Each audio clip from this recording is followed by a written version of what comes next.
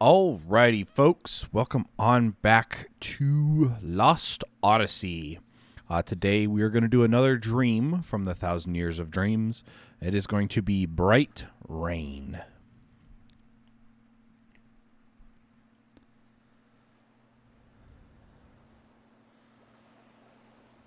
I was going to say that's either a desert or an ocean, and it sounds like an ocean.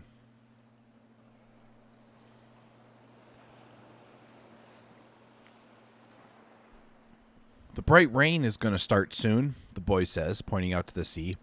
The bright rain? Kaim asks him. Uh-huh. It happens every night, way out there, he says with a carefree smile. It's so pretty. Bright rain, huh? Yeah, I want you to watch it with me tonight. It's really pretty. The boy has never once left the island in his 10 years, in the 10 years since his birth. The island is small and poor, and the only ways to make a living there are fishing from dugout boats to gathering forest fruits. One monotonous day following another, the islanders waking at dawn and sleeping beneath a star-filled sky. The boy does not yet realize that this is the greatest happiness of all. The boy begins speaking to Kaim, who turns to look in his direction. Hunkering down on the beach in the moonlight, the boy in profile glows like a chocolate sculpture. Over there, where the bright rain falls, is a great big island, right? I know all about it. That island is way bigger than this one, and way more stuff goes on there. And it's just full of shiny things and pretty things and food that's way better than I can even imagine, right? Don't worry, I know all about it. Kaim says nothing, but gives the boy a pained smile. Beyond the horizon lies a big island indeed, a vast continent. Kaim was there until 4 days ago, then rocked into the hold of a freighter for 3 days and nights. He crossed the sea to this island. Rocked?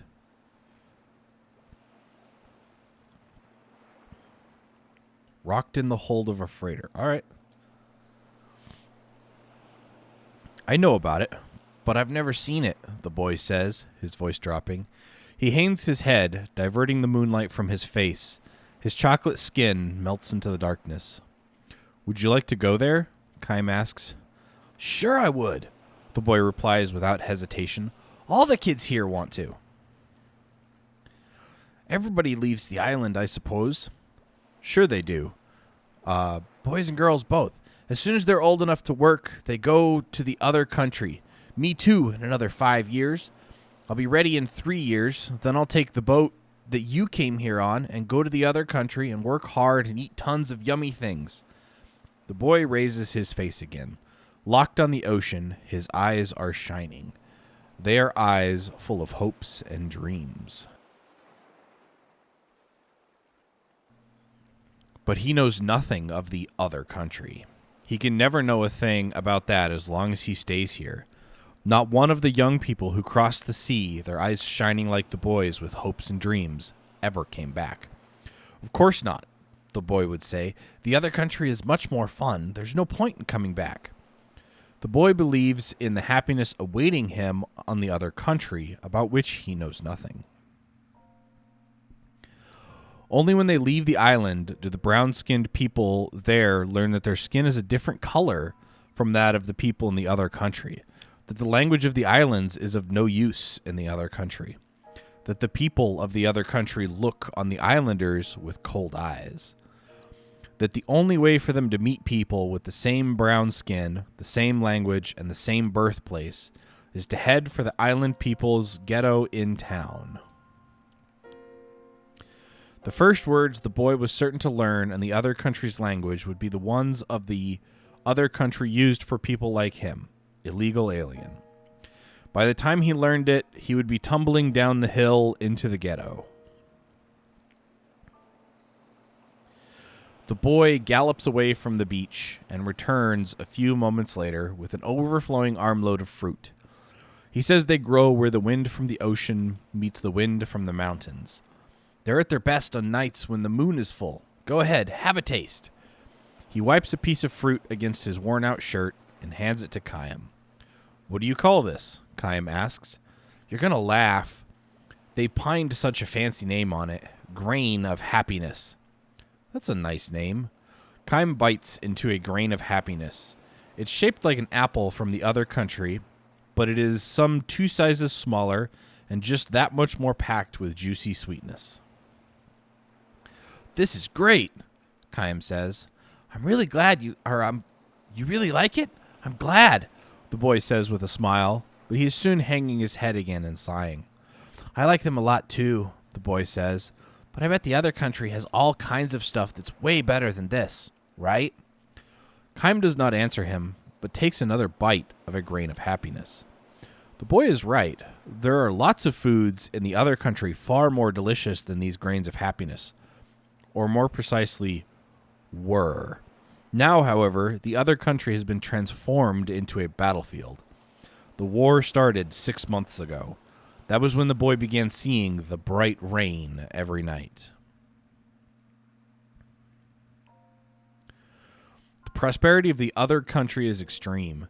The most glittering happiness is available there to anyone with enough money, and money is available there without restriction to anyone with enough power.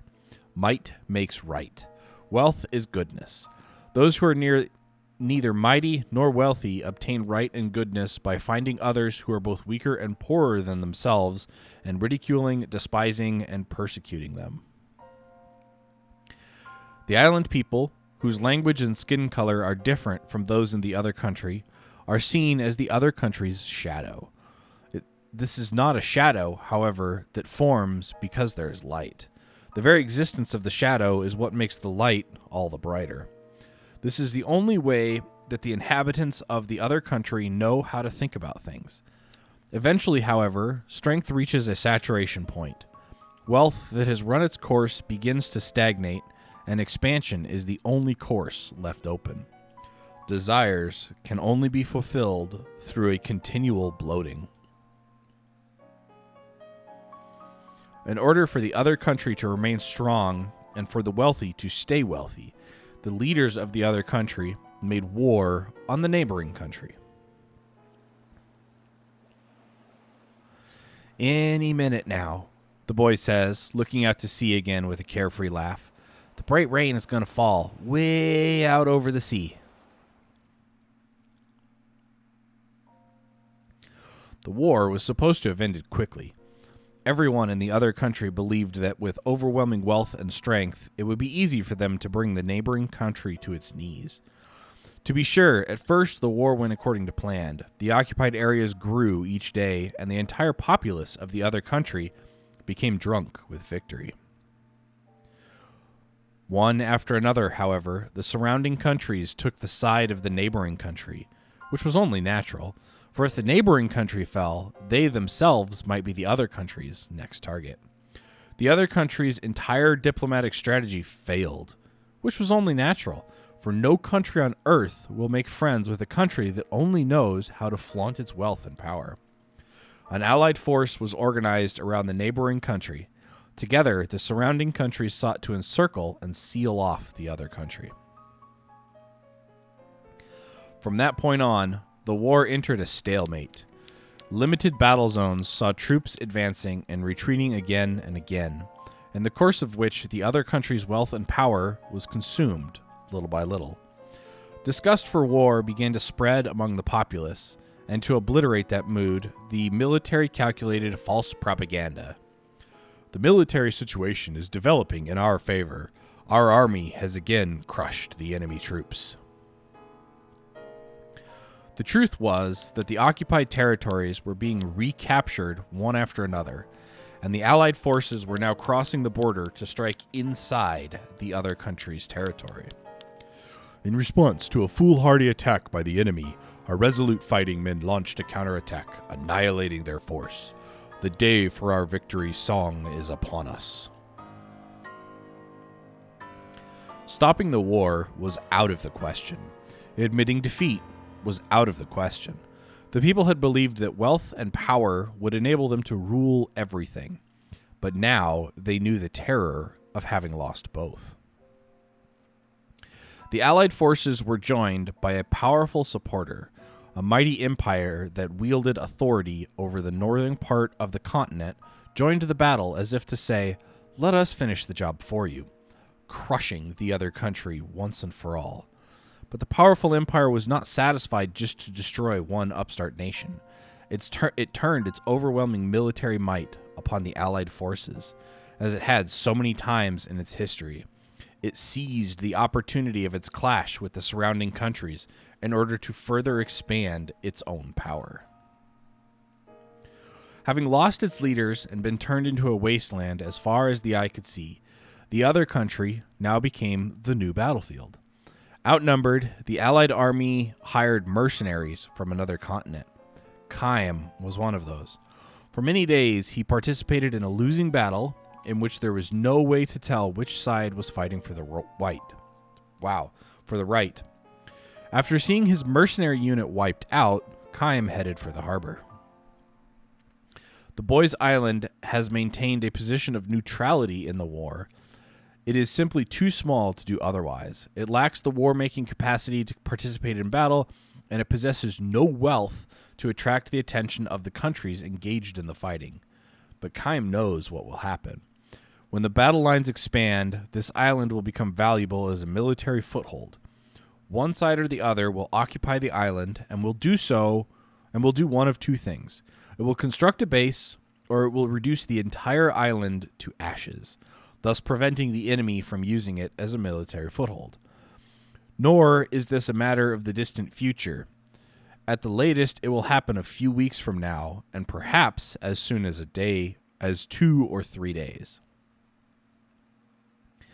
Chaim has come to the island to convey this message, to tell the people that as many of them as possible should board tomorrow's regular ferry to the nearby island. He wants them to start by sending the children away. He hopes never again to witness the spectacle of young lives being crushed like so many bugs. "Oh, look, there it goes," the boy cries out happily, pointing towards the horizon. "The bright rain." Far out to sea, a white glow suffuses the night sky. The powerful empire has begun its night bombing.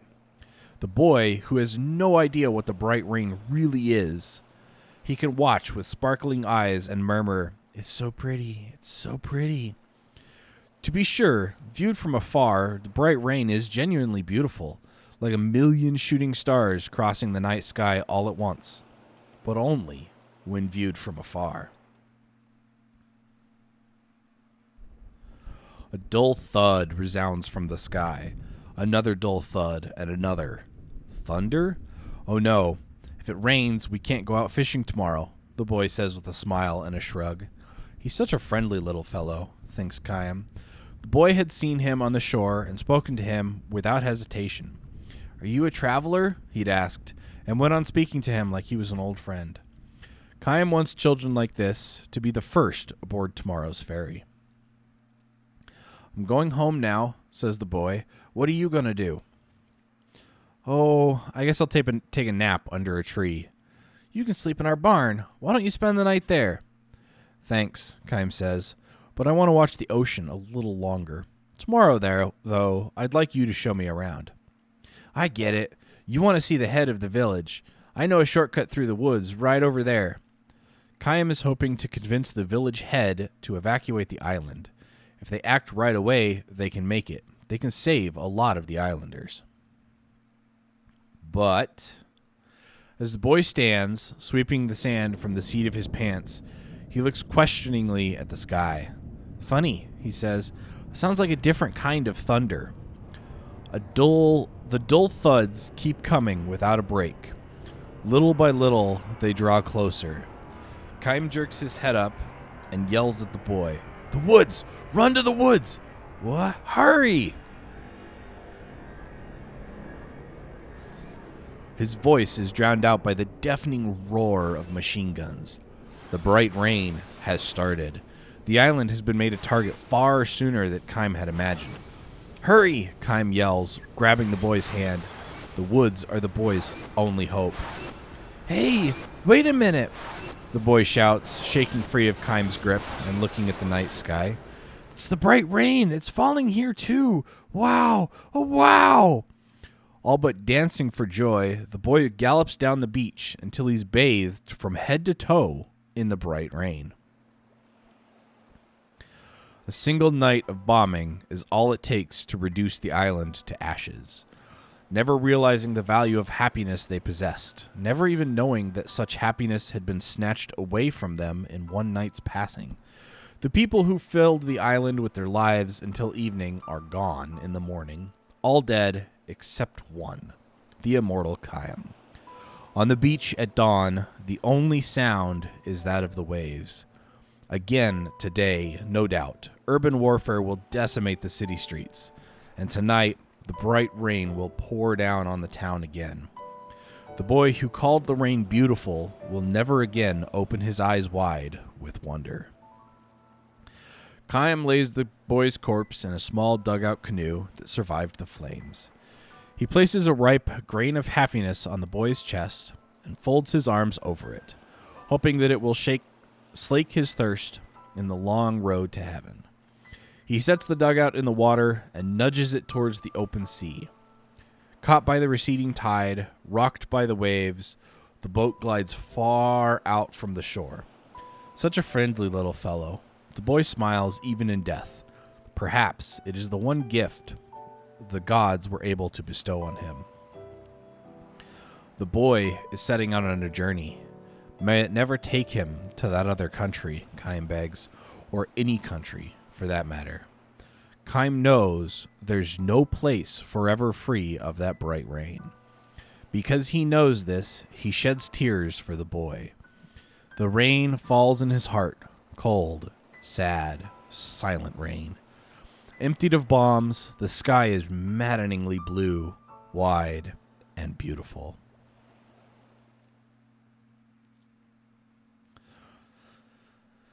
Yeah. Unfortunately, I could see even us doing that, even now. Just not knowing that an island was inhabited and raising it to the ground so that other countries couldn't use it. I can see some of us doing that. I can definitely see it being ordered, but I don't know how many people that would go through with it currently. Not with what's been going on elsewhere. Anyway, I hope you enjoyed this episode and story. If you did, hit that like button down below. If you're new to the channel, consider subscribing and checking out some of my other content. And as always, I will catch you folks in the next episode. Stay frosty out there.